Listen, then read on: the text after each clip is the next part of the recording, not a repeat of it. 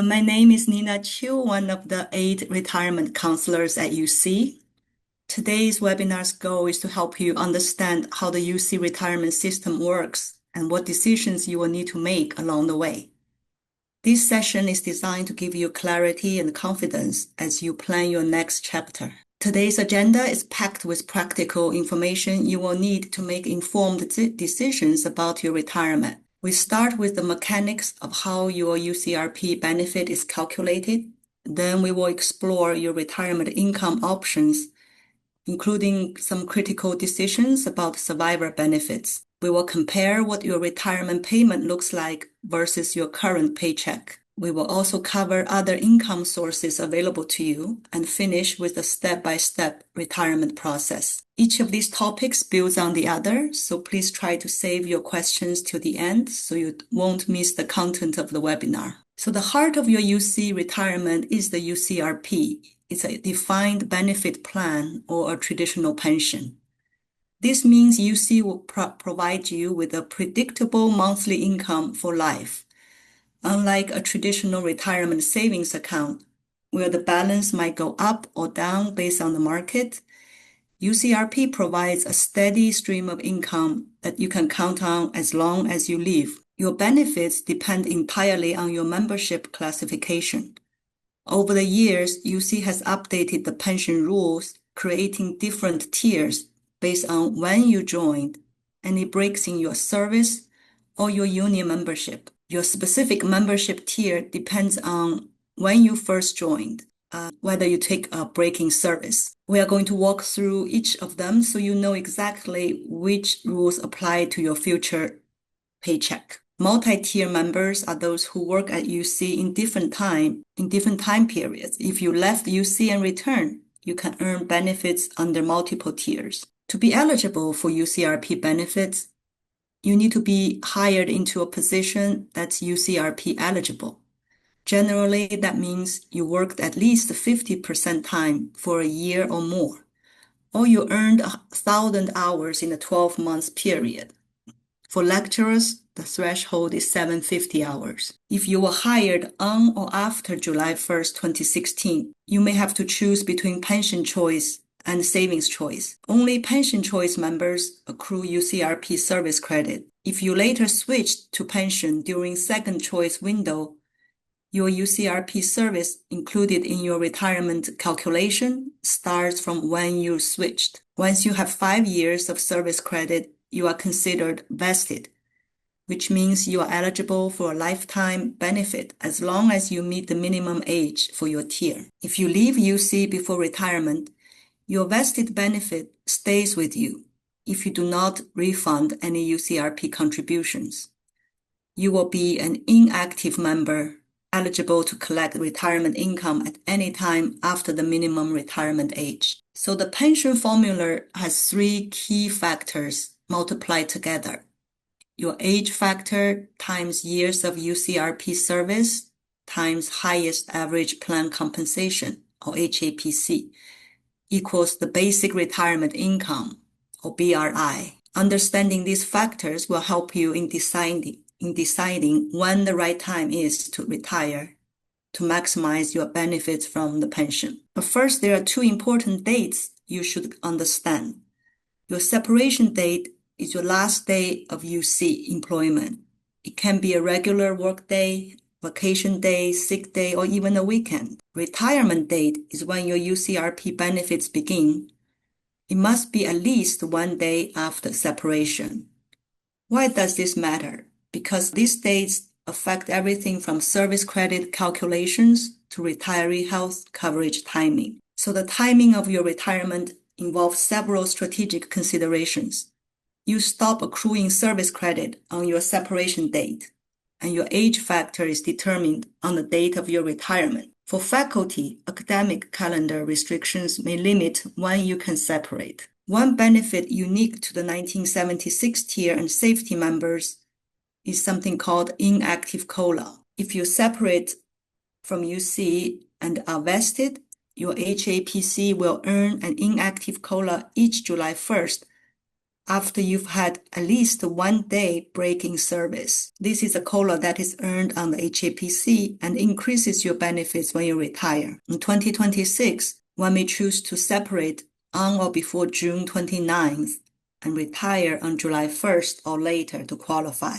Please note this does not apply to 2013 tier, modified 2013, or 2016 tier members. So the first component of the pension formula is the age factor. It's a percentage that grows as you get older, up to a maximum. It ranges from 1.1% for the minimum retirement age of 50 to 2.5% for age 60. If you are a member of 1976 or modified 2013 tiers. 10 years of service credit at age 50 would be equal to 11% of your HAPC, while 10 years of service credit at age 60 would equal 25% of your HAPC. If you are in the other tier, the age factors are the same, but the minimum retirement age is now 55, and the 2.5% maximum is for age 65. So in general, the older you are, the higher your age factor, and your benefit will be up to the maximum age factor of 2.5%. The university does not have a mandatory retirement age. However, the average retiree is around 60. For safety members, the age factor is actually 3% at age 50 or older. That's for like fire and police members. The second factor, service credit, is based on your actual time worked. It's not calendar time. It's also not your hire date. It's when you started the payroll deduction to fund the pension. So it's normally after your hire date. If you work 50%, you earn half a year of service credit. Appointments like per diem or postdoc positions earn 0 service credit regardless of how many hours you work. But here's the good news. Unused sick hour converts to service credit if you elect monthly pension within 120 days of separation. The conversion formula is 2,000 hours of sick hour equals 1 year of service credit. However, this conversion does not count toward vesting or eligibility for retiree health benefit. It's purely for the benefit calculation purpose. So if you have 500 hours of sick leave at separation, divide that by 2,000, it will add a quarter of a year to your service credit. Any unused vacation, PTO, or comp time is paid out to you when you leave UC, typically in or after your last paycheck. The third factor, highest average planned compensation, is your highest average full-time monthly equivalent salary over any 36 consecutive months during your entire UC career. This is designed to base your retirement on your peak earning years. It includes your base salary, administrative stipends, and shift differentials. The 36-month period can span different positions, different campuses, even different tiers if you are a multi-tier member. HAPC excludes overtime, summer salary for faculty, or certain incentive pay. IRS also imposed annual limits on pensionable compensation, currently $350,000 for most people. But if you joined UC before July 1st, 1994, you get a higher limit of $520,000, and 2016 tier members are subject to the PEPRA limit of about $155,000. Here's the critical point. If your calculation spans multiple years, the salary limits from each specific year apply to that year's compensation. Contributions into UCRP will stop once the UCRP covered compensation limit in the fiscal year is reached. If your HAPC is from a prior period, it will be affected by the limit imposed for the applicable calendar year in which the salary was earned. There are additional adjustments that apply to your HAPC. If you are in the 1976 tier and coordinated with Social Security, your HAPC will be reduced by $133 to account for your and the university's contributions into Social Security. This will reduce your benefits slightly, but if you choose a monthly pension and are under 65 at retirement, you will receive a temporary Social Security supplement to restore the offset until you reach 65. Both of them apply regardless of when you begin to collect Social Security income. For 1976 tier and safety members, we talked about inactive COLA before. So if you separate and delay your retirement, your HAPC gets increased by up to 2% each July 1st while you are inactive. This can be a powerful benefit enhancement, but it requires careful timing. Before we continue, we should point out 2 additional limits on how much income you can receive from your pension. Your pension cannot exceed 100% of your HAPC, which typically requires about 40 years of service at the maximum age factor, or 33.4 years of service for a safety member. Very few people hit that limit. Some high wage earners bump up against IRS Section 415 limits, which cap the total annual benefit payable from any qualified pension plan. If you do hit this limit for 2026, it's $290,000 annually in pension income. UC has a supplemental plan called the 415 Restoration Plan that will restore the difference. You can see more information about Restoration Plan on UCNet. Now we transition from calculating your benefit to understanding how it is paid. The monthly pension is the foundation of your retirement security. Unlike 403(b) or other retirement savings that can be depleted, your pension is guaranteed for life and protected against inflation through annual cost of living adjustment. This is increasingly rare in today's retirement landscape. Most private sector employees have not had access to this kind of benefit security for decades. Let me walk you through a calculation for 1976 tier coordinated member retiring at 60. The age factor is 2.5% at maximum. Notice the $133 Social Security offset and the supplement of 66.5 that restores it until age 65. This coordination with Social Security is designed to provide relatively level income before and after you claim Social Security. The final monthly benefit represents 50% of this person's HAPC. It's a very substantial replacement ratio when combined with Social Security. Here's the same scenario for 2013 tier member. Notice the age factor is lower now at 1.8% at age 60. This reflects the different benefit structure introduced in 2013. The final benefit is lower than 1976 tier example, but remember 2013 tier member also will get Social Security check. A member of the 2013 or 2016 tier do not have a reduction from the Social Security offset or supplement applied. UC Raise or Retirement at Your Service is your portal for pension calculations and where you initiate retirement. You can click on the membership detail button to view your current tier, total service credit, and any cap balances if you have one. The UCRP accumulation balance represents your contributions plus interest, money that's yours regardless of vesting or not. And notice this member has both Cap 1 and Cap 2 balances. They are special allocations UC made during 1990s and early 2000. This balance must be distributed at retirement, either as a rollover or a taxable distribution to your bank. And the health and welfare service credit shown here is what determines your retiree health benefits eligibility. You can view examples of your retirement estimate at different age on UC Raise. And you can see 2 blue buttons. Next to the creating estimate, you see initiate and elect. That's where you start your retirement process. I encourage people running multiple estimates, first at your earliest eligible age, and then maybe 60, 65, and maybe a few more dates in between. Now we talk about the ongoing retirement COLA. That's different from the inactive COLA.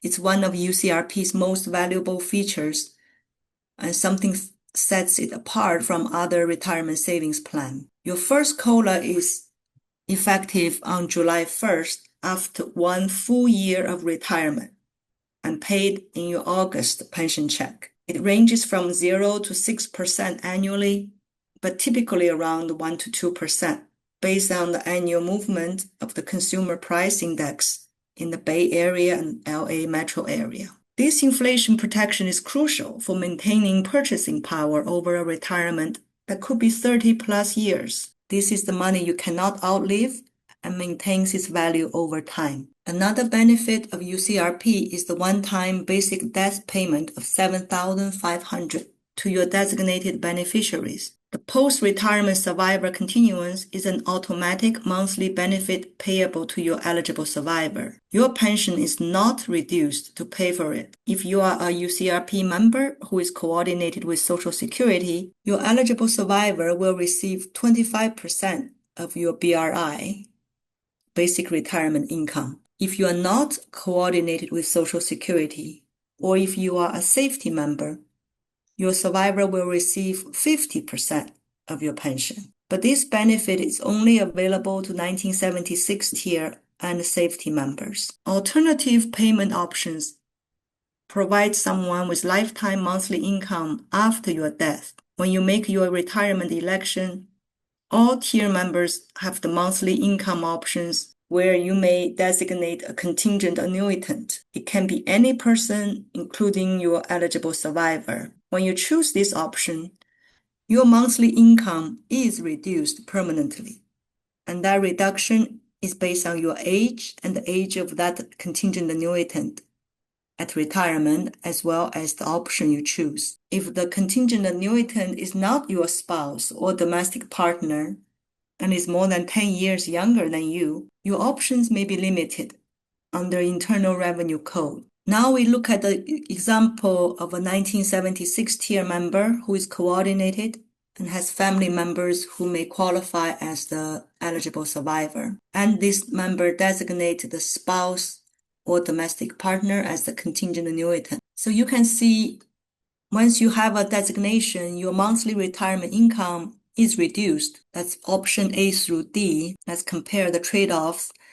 If you choose option A, it will give the contingent annuitant full continuance, basically 100% of your pension amount, but it reduces yours the most. It's a reduction of about 10% of your pension amount in exchange for providing that person with the same monthly payment after your death, versus only getting the 25% survivor benefit, while option D is only available to spouse or domestic partner, and it provides 1/2 of your pension amount, which is twice the survivor income. The second chart outlines the alternate payment options without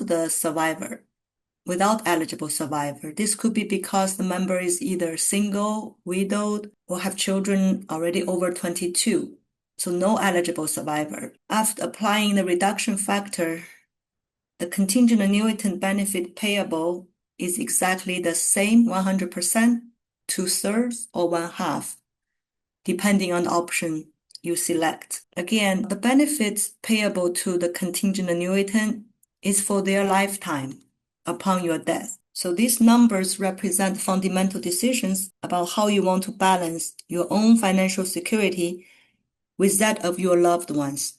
To talk with your loved ones to see which works best in your situation. So on UC Raise, we talk about you can create unlimited estimates, and then you can compare them side by side. And the system will show not just the monthly amounts, also the survivor benefits, lump sum, a number. This level of detail will help you make informed decisions. So take your time, run multiple estimates, and don't hesitate to schedule retirement counseling with us if you need help interpreting the results. Now we want to talk about lump sum cash out that's available to some tier members. What if you choose to have all the money at once instead of a monthly check? So lump sum cash out lets you take the present value of your pension as a one-time payment, only available for 1976 tier safety member and modified 2013 tiers. If you are eligible for it, you will see the value UC rate in your estimates. But taking this cash out means forfeiting all other future UC benefits, including retiree health benefits, basic death benefit, and any survivor benefits. Also, the sick hours will not convert to service credit. The return to work rules are also more restrictive. Well, this can work for some members. It is a one-time payment based on average life expectancy. You should consider what would happen if you live longer than average and possibly outlive the lump sum cash out. Also, how would you provide for your health care, especially before you turn 65? These are important things to consider. I encourage you to set up a counseling appointment with us or with a Fidelity dedicated consultant if you are considering it. There's also tax implication of lump sum. It can be immediate if you do not roll it over. Entire amount is taxable in the year you received it, which can easily push you into higher tax bracket. Most people will roll it over to another qualified retirement plan to defer taxes. But if you are 73 or older when you roll it over, you will be subject to the required minimum distribution, or RMD. And if you hit the IRC Section 415 limits, the portion payable from the restoration plan is not eligible for rollover. It will be paid over 120 months if it's greater than $35,000. Also, once you choose a lump sum cash out and retire, the decision is irrevocable. So weigh your decision carefully. Now we will take a 5-minute break just to stretch, and my colleague Devin will walk you through the rest of the webinar. Well, hello, good afternoon, everyone. My name is Devin Mackay. I'm a certified financial planner and retirement counselor with the University of California Office of the President. Now that you've learned a little bit about the pension plan, let's see how it affects your income. Take a step back and look at the bigger picture. Many people worry about the transition from their working paycheck to the retirement income. But when you examine what comes out of your paycheck now versus what will come out of your retirement check in the future, the difference is often much smaller than many people expect. This comparison will help you understand why your retirement income may go farther than you think. As an employee, there's many deductions that are withheld from our paychecks. These include federal and state taxes, Social Security, Medicare taxes, your cost of any healthcare insurance premiums, potentially voluntary contributions to retirement savings plans, and mandatory employee contributions to the UCRP pension plan. You also have other voluntary deductions such as disability, life or legal insurance, transportation, and parking. All these deductions reduce our pay from gross amount to a net amount, which is what we live on. In retirement, you no longer pay into Social Security or Medicare taxes. You no longer make UC retirement contributions, either voluntary or mandatory.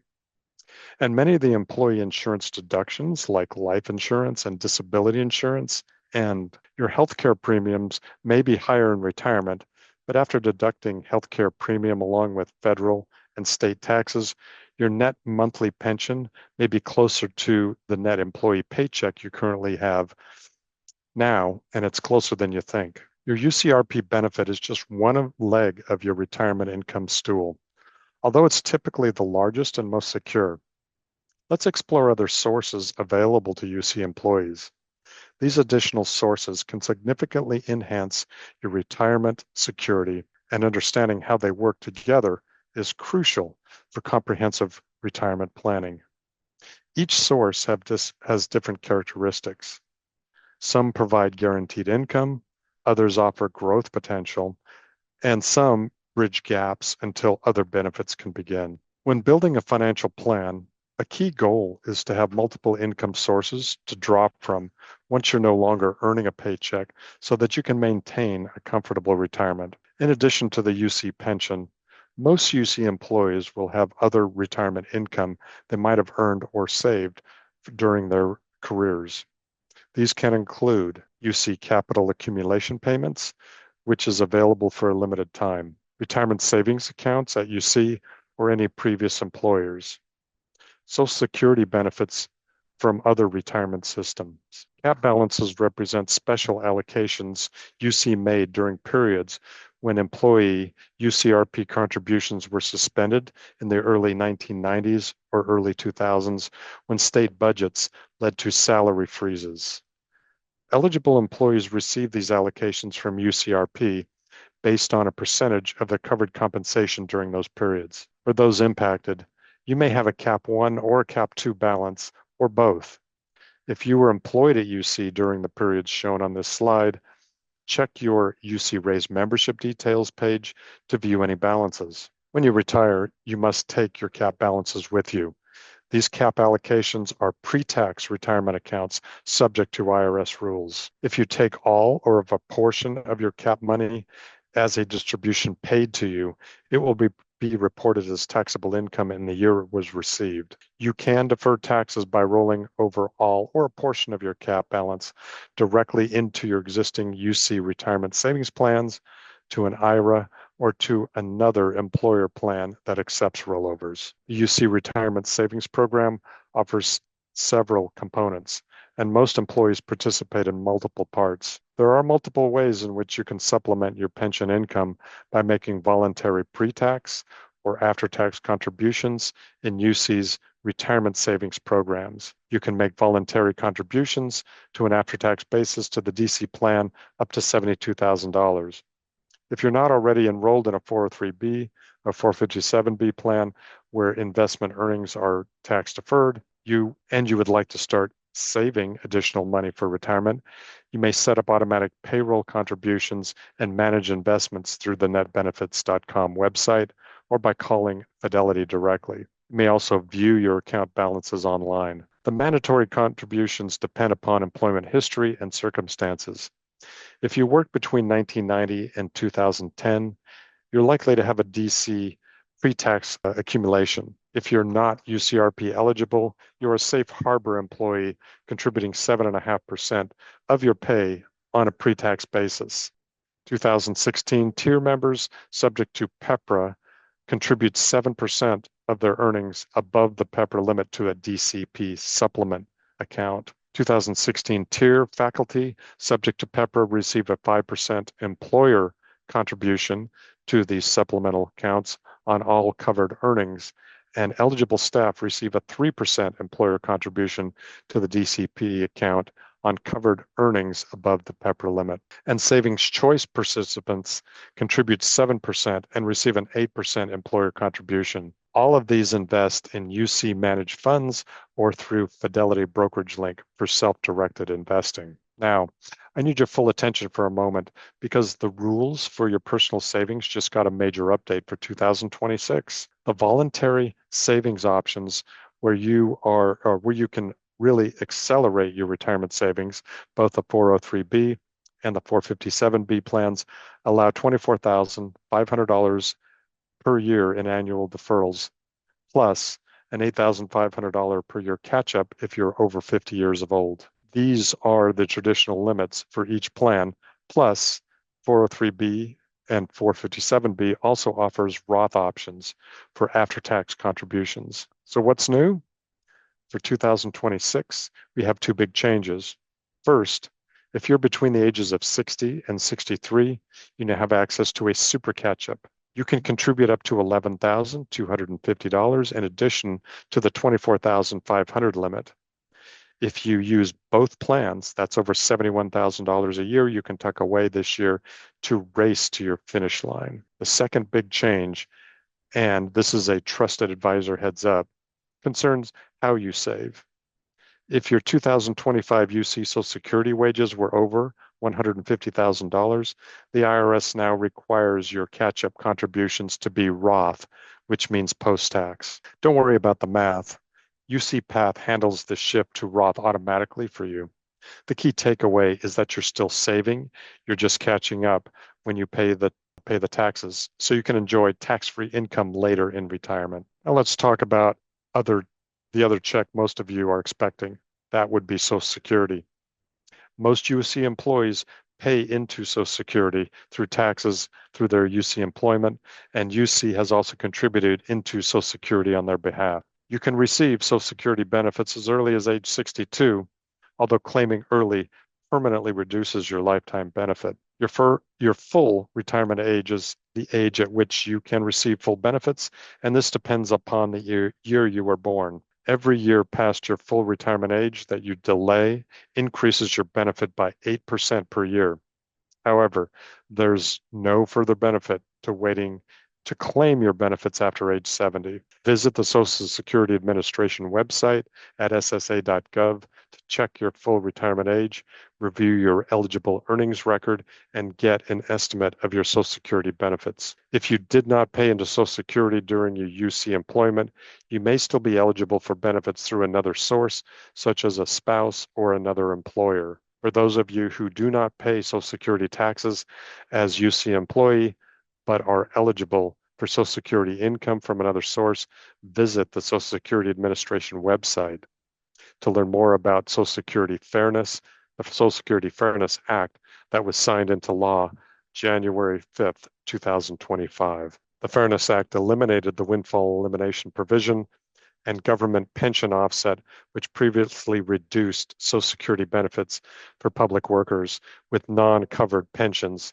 even if they could have paid into Social Security during another time in their career. If you or a loved one worked in a government position which you did not contribute to Social Security, contact Social Security to learn if there are benefits you may be entitled to. UC has reciprocal agreements with CalPERS and CalSTRS that can significantly benefit members with service in multiple systems. With CalPERS reciprocity, you must transfer between systems within 180 days and retire from both on the same date. With CalSTRS concurrent retirement, you must have been active as a UCRP member after July 1st, 2002, when UCRP entered the agreement with CalSTRS. While you do not have to retire from both systems on the same date, you'll lose eligibility concurrent retirement if you earn service credit under UCRP or CalSTRS after you retire from either plan.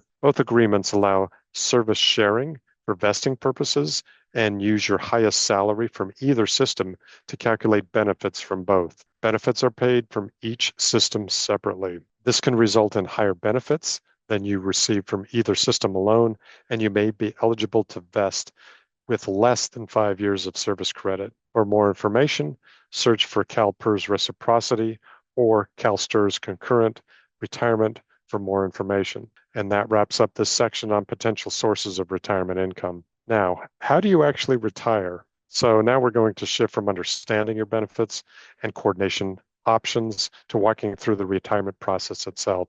The steps you'll take in UC Raise, the decisions you'll make, and what to expect from start to finish. This is where your planning turns into a formal retirement election. Your retirement planning should begin at least a year before your intended retirement date, and ideally much earlier.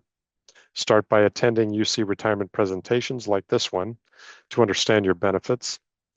Log into UC Raise regularly to review your estimates and see how different scenarios affect your benefits. You can also visit ssa.gov to understand your projected Social Security benefits. Contact previous employers to understand any retirement benefits you might have.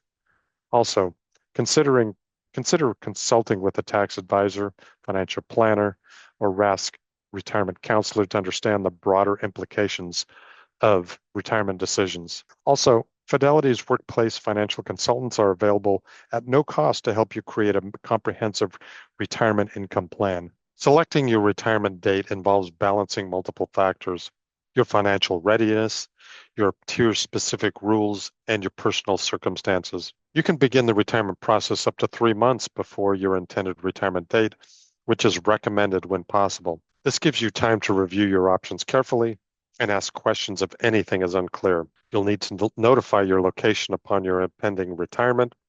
Staff employees should inform their departments, while academic employees should contact academic personnel or their dean's office. This early notification helps ensures a smooth transition and gives your department time to plan for your departure. As a friendly reminder, if you plan to use accrued vacation time before retiring, you'll need to get your approval from your department ahead of time to make sure that's allowed and scheduled appropriately. Within 3 months of your retirement date, Go to UC Raise to create your personal retirement profile.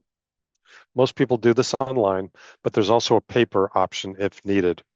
This is how you officially start the retirement process. The easiest way to begin is to log into UC Raise, select the retirement icon, then choose Initiate and Elect Retirement and create a PRP or personal retirement profile. Once you have your personal retirement profile, take time to review carefully the options available and decide which best meets your retirement needs. Your PRP is a personalized document created from your UC service record. It includes projections of your UC retirement income, your eligibility for retiree health insurance, and the percentage of UC's contribution towards your healthcare premiums. It also lays out the benefit payment options available to you and explains how each option affects your retirement income. Be sure to read the retirement handbook, which provides detailed information about the rules and provisions that may apply to you. If you're married or have a domestic partner, it's important to review your options with them as well. If you have any questions at any point, you can contact the RASC service team. Our counselors are here to explain complex provisions and help you understand implications of your choices. This step is very important because once you make a decision, most decisions are irrevocable and can never be changed. When you're ready to proceed, you can log back into UC Raise to complete the retirement election, or you may complete and return the election planning worksheet if you received a paper packet. The next step is to complete your retirement election. Log into UC Raise and select the retirement icon. Choose Initiate and Elect Retirement, then select View PRP or Elect Retirement. Follow the prompts to prepare your election. You will choose your payment option and enter details like tax withholding, direct deposit, and any rollover or distribution instructions you have with a cap balance or are electing lump sum cash out. You can sign electronically in UC Raise. If you're married or have a domestic partner, they must also sign, either electronically or physically. Your election is not complete until RASC receives your signed election and any required documentation. Typical documents include birth evidence for contingent annuitants or eligible children, marriage certificate for domestic partnership documentation. If there has been a divorce, legal separation, or termination of a domestic partnership, the judgment of dissolution, and any marital settlement agreement that explains how community property interests are handled will also be required as part of the documentation process. UC Raise will prompt you for required signatures and which documents will be required to process your retirement. After you submit, RASC reviews your election, does final calculations. You can track RASC progress with your application in UC Raise. You'll also get a confirmation letter in about 45 to 60 days. You can change or cancel your election up to the retirement date or 15 days after receiving your confirmation letter, whichever is later. Once that window closes, you're officially retired. Now we're going to cover what to expect and how to manage your ongoing benefits through this transition to retirement life. Your pension is paid around the first of each month. It's deposited directly into your bank account. You'll see benefit income statements in UC Raise, and taxes are reported on a 1099-R each year. The reliability and predictability of these payments is one of the key advantages to a defined benefit pension. You can budget with confidence knowing exactly when and how much you'll receive each month. After retirement, it's important to keep your records current. In UC Raise, you update your address, telephone numbers, email addresses, tax withholdings, direct deposit, and beneficiary information. With Fidelity, you can manage your investments, retirement savings distributions, and beneficiaries. Keeping this information current ensures you receive important communications and benefits continue without interruption. Your beneficiaries, contingent annuitants, and survivors can access benefits smoothly if needed. Many UC retirees choose to stay connected with the university, and we encourage you to do the same. As a retiree, you will receive New Dimensions, UC's quarterly newsletter with updates about your benefits, UC News, and stories about fellow retirees. UCNet is the official UC website where you can find plan descriptions, fact sheets, and retiree premium costs. You may join your location's Emirati or Retiree Association, which offer lectures, social programs, volunteer opportunities, and advocacy. Many UC campuses also have retirement centers that provide additional programs and services to support the well-being of our retirees. Contact information for these associations and centers is available on UCNet. Finally, UC Santa Cruz has a dedicated healthcare facilitator, Marianne McIver, who can help you understand and get the most from your UC-sponsored healthcare benefits. Staying connected helps you keep up to date on benefit changes and provides meaningful opportunities to remain engaged with the UC community. Hey, we're almost there. The following slides are helpful to have handy when it's time to take the leap. UC offers comprehensive webinars that build on today's presentation. All three are available on demand through UCNet, so you can watch the recordings or review the slides at your convenience. You can also register for any of the live monthly sessions directly on UCNet. Search Retirement Planning Webinars on UCNet. The Preparing for Retirement webinar gives you an in-depth look at UCRP benefits, retirement income calculations, and key planning considerations. UC Retirement Process webinar includes step-by-step guide to starting and completing your retirement. The UC Healthcare webinar is a focused session on retiree health benefits, including Medicare coordination and transition details. UC's Net Preparing for Retirement Roadmap website is your comprehensive guide to retirement planning at UC. It provides step-by-step guidance. The roadmap includes links to all tools and resources that you need from UC Raise for benefit estimates to scheduling retirement counselor appointments for personalized guidance. It also connects you to campus-specific resources like benefits offices, retirement centers, as well as setting retirement counseling meetings with Nina or myself. Thank you for being with us today and for all you've given to UC. We've shared tools and resources to help you plan for your retirement with confidence. And remember, you don't need to navigate this alone. Our team is here to support you every step of the way. Before we wrap up, we'll pause to take any final questions in the chat. And congratulations to you for approaching your retirement milestones, and best wishes for all of you to a secure and fulfilling retirement. Yeah, and Devin, there was one that came in. I sort of answered it, but it was a question about when a person is retiring, do they have to provide a copy of their marriage certificate when completing their retirement paperwork? That is correct, absolutely. Okay. Either if we don't have it on file, a marriage certificate. Also, in lieu of a marriage certificate, you can provide the front page and the signature page to a joint tax return that's more than 2 years old. Okay. And another question came in. Does my vacation convert to cash? How about sick days? How do sick days, how do those balances pay out? Okay, so any unused vacation time will be paid out with your last paycheck. And as I mentioned in the slides earlier, a lot of people, with obviously approval from your management, can vacation out. So for example, if you're going to have a July 1st retirement date and you've got over 4 weeks of vacation time, maybe you can stop working the last day of May. Use your vacation time to get you to your separation date. In terms of any unused sick time automatically gets converted to service credit for the purpose of calculating the pension. So it will increase either slightly or quite a bit, actually.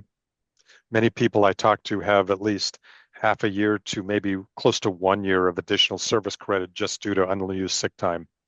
And that automatically gets calculated when you start the retirement process with us. And a great question came in about that separation date and, the inactive COLA. I presume that this inactive COLA type question that came in.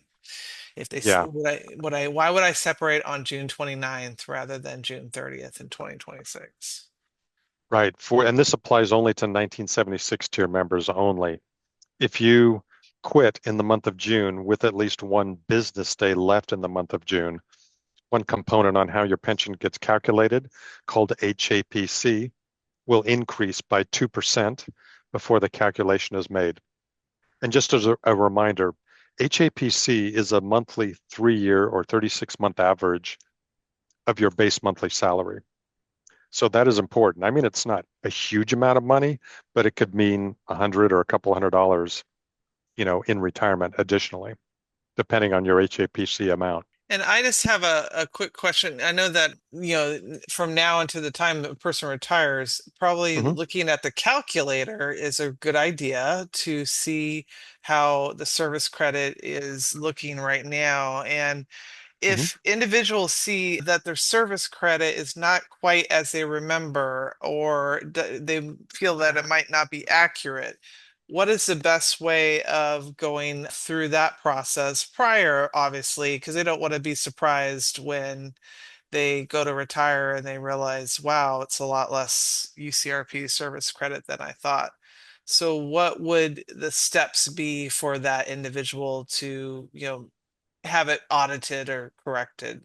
I would imagine that would be locally at the campus level, correct? Or Well, first of all, what I typically do when I conduct a, retirement counseling meeting with a member and they're questioning their service credit, I actually show them the service credit that was earned year by year in the system that we use to track retirement. And that way, sometimes they go, I've worked here 10 years, but I've only got, let's say, 9 years of service credit. Sometimes, a lot of times people confuse maybe the first year that they worked at UC, they were a per diem employee. They weren't a full-time staff employee.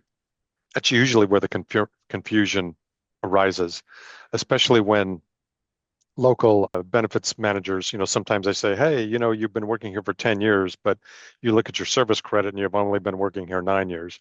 Mhm. There's a difference between per diem employees or hourly employees than full-time service employees. So that usually is where the confusion ends right there is once we explain this. Yeah, and It, those are payroll records that could easily show to the person that, they might have been part-time for 2 or 3 years, or absolutely. they might have had a different type of appointment way back in 2006 that didn't Exactly. qualify them for full benefits.